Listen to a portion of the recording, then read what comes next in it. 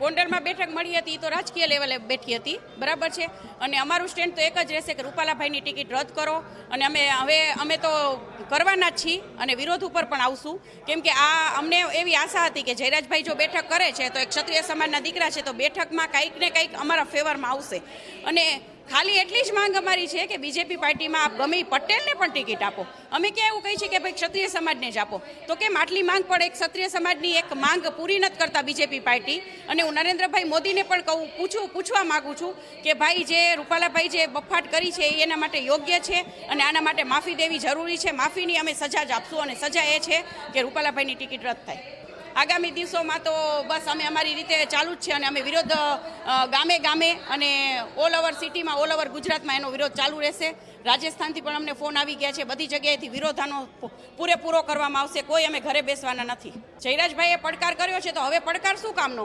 જે હતું એ કાલે જ હતું. અને જો આપને બધાને સત્તાનું જોર હોય તો હું પણ એક ક્ષત્રિયાણી રાજપૂતની દીકરી છું, બરાબર. હું પણ કોઈ પોલીસથી ડરવાવાળી વ્યક્તિ નથી. તો મારા ઘરે પોલીસ મૂકી દીધી તો મેં કાંઈ મોટો ગુનો તો કર્યો નથી, બરાબર છે. તો જો મારો ડર નહોતો તો હું તો ત્યાં પણ એવું બંદોબસ્ત લોકોએ ગોઠવી દીધું હતું કે પદ્મિનીબા વાળા અહીંયા ન આવી શકે. શું કામ? અમને ત્યાં બોલાવવાના હતા અને અમને પૂછવાનું હતું કે આનું ડિસિઝન. અને અમને બધાને, મને એકને નહીં પણ આખા સમાજને જયરાજભાઈએ ત્યાં બોલાવવાનો હતો અને આખા સમાજ વચ્ચે ડિસિઝન લેવાનું હતું. જયરાજભાઈને કોઈ સમાજે કોઈ એવો આપી નથી દીધો હક કે જયરાજભાઈ આપ જે કહેશો એ અમને મંજૂર છે એવું. એટલે જયરાજભાઈનું જે આ મંતવ્ય છે એ તદ્દન ખોટું છે અને સમાજ એની સાથે કોઈ રીતે ઊભો નથી.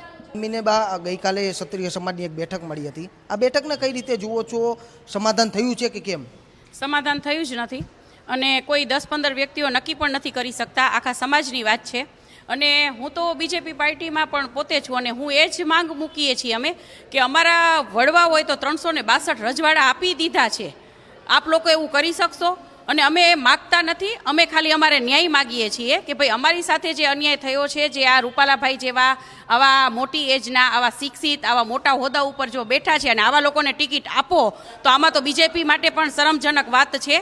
તો આવા લોકોની ટિકિટ રદ થવી જોઈએ, અમારી એ માંગ છે. અને કાલે જે નિવેદન આપ્યું એ અમે માન્ય નથી રાખતા અને સમાધાન થયું પણ નથી. સમાધાન એક જ વસ્તુ ઉપર થશે કે રૂપાલાભાઈની ટિકિટ રદ થાય.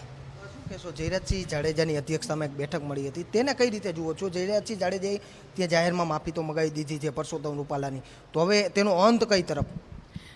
જયરાજભાઈએ માફી મગાવી છે, સાચી વાત છે. પણ જયરાજભાઈને ખુદને ખ્યાલ હતો કે સમાજની માંગ શું છે. સમાજની માંગ એ છે કે રૂપાલાભાઈની ટિકિટ રદ થવી જોઈએ. તો જયરાજભાઈએ આખા સમાજને બોલાવવા જોઈએ, સમાજની વાત જાણવી જોઈએ અને પછી એનું નિવેદન આપવું જોઈએ. જયરાજભાઈ એક વ્યક્તિ અથવા તો કોઈ રાજકારણમાં જે પણ વ્યક્તિઓ એ નક્કી નથી કરી શકતા કે સમાજ શું ઈચ્છે છે અને સમાજનું જાણ્યા જોયા વગર જયરાજભાઈ આવું નિવેદન ન આપવું જોઈએ. બેન, ગઈકાલે પણ મહિલાઓની ક્યાંક અટકાયત કરી હતી, તેને કઈ રીતે જુઓ છો આપ? જી હા, એટલે હું એ જ કહું છું કે ભાઈ સત્તા ઉપર બેઠા હોય છે, બરાબર. રૂપાલાભાઈ આપ સત્તા ઉપર છો તો પોલીસની બીક ન બતાડો. મારા ઘરે પણ પોલીસ એ લોકોએ મોકલેલી હતી, એ લોકોને ખ્યાલ હતો, જાણ થઈ ગઈ હશે કદાચ કે પદ્મિનીબા ત્યાં આવવાના છે અને અમે ત્યાં જવાના જ હતા. કેમ કે અમારો પણ હક છે, આ બેનું દીકરીઓનો પ્રશ્ન છે.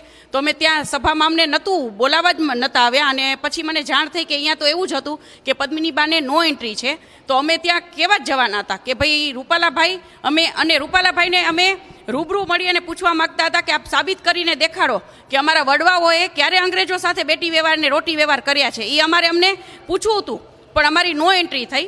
એટલે હવે રૂપાલાભાઈને પણ હું કહી દઉં છું કે ભાઈ આપની સત્તા આપની પાસે રાખો, પોલીસની બીક નહીં, અમને કોઈ જાતની બીક નથી. અને ખોટું કરવું હોય એને બીક હોય. આપ લોકો અમારેથી ભાગો છો, અમે આપ લોકોથી નથી ભાગતા. જો આપ લોકો સાચા હોત તો અમને ત્યાં એન્ટ્રી આપી હોત. બેન, શું કહેશો હવે મહિલાઓનો સ્ટેન્ડ શું રહેશે? કારણ કે ગઈકાલે અમુક આગેવાનો સમક્ષ એમને માફી માગી છે, મહિલાઓનો સ્ટેન્ડ હવે શું કહે? મહિલાઓનું સ્ટેન્ડ તો હંમેશા એ જ રહેશે. જ્યાં સુધી રૂપાલાભાઈની ટિકિટ રદ નહીં થાય ત્યાં સુધી મોટા પાયે વિરોધ ચાલુ જ રહેશે. મહિલાઓ નહીં, આખા ક્ષત્રિય સમાજના ભાઈઓ ગામડે ગામડે અને ઓલ ઓવર ગુજરાતમાંનો વિરોધ ચાલશે. બેન, ભાજપના જે ક્ષત્રિય સમાજના આગેવાનો છે તે માફ કરી રહ્યા છે, તેને કઈ રીતે જુઓ છો?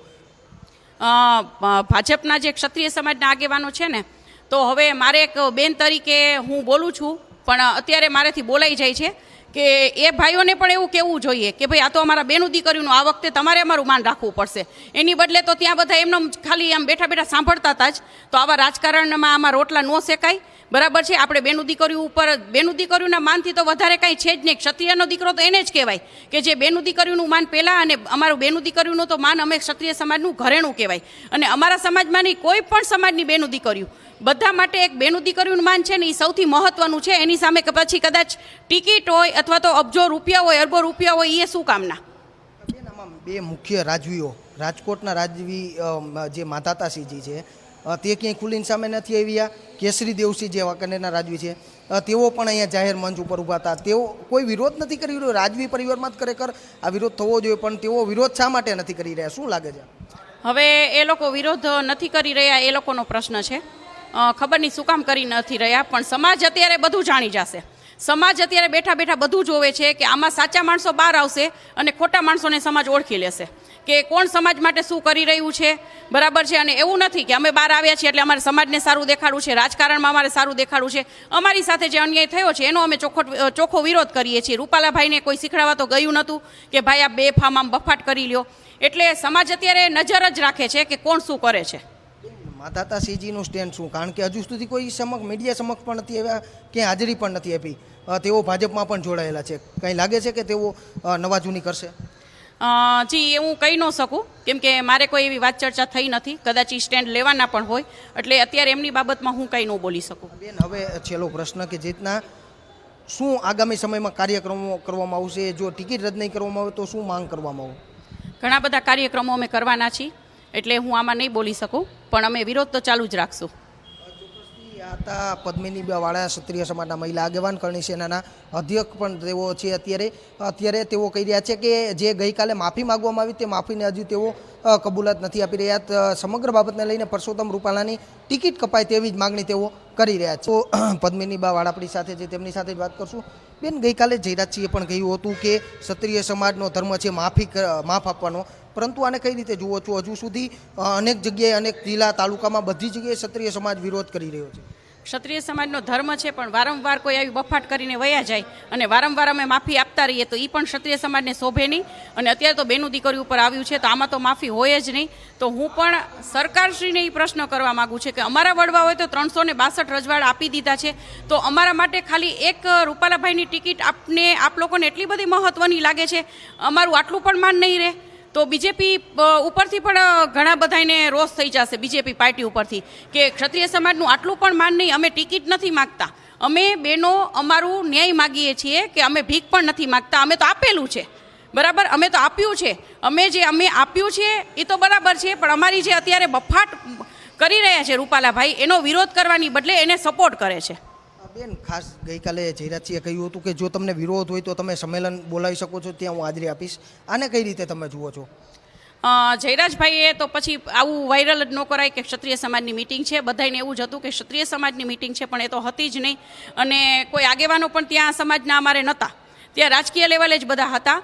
તો જયરાજભાઈએ જે એમ કહે છે કે ભાઈ મને બોલાવો, પણ અમે આપ તો હવે બે સાઈડ શું બોલો છો એ કંઈ ખબર નથી પડતી કે રાજકારણ રમો છો કે શું કરો છો. અમે આમાં મૂંઝાઈ ગયા છીએ, બરાબર. એટલે જયરાજભાઈએ જો કાલે જ એવું કીધું હોત કે ભાઈ મારે મારા સમાજનું પણ વિચારવું પડશે, ભલે બીજું કોઈ નિવેદન ન આપ્યું હોત, પણ જયરાજભાઈ એટલું પણ કહી શકતા હતા ને કે ભાઈ હું આમાં કંઈ નહીં કરી શકું, આ તો સમાજનો પ્રશ્ન છે. એટલું ખાલી જયરાજભાઈ બોલી ગયા હોત તો પણ અમને એમ થાત કે ના, જયરાજભાઈએ થોડુંક અમારું રાખ્યું.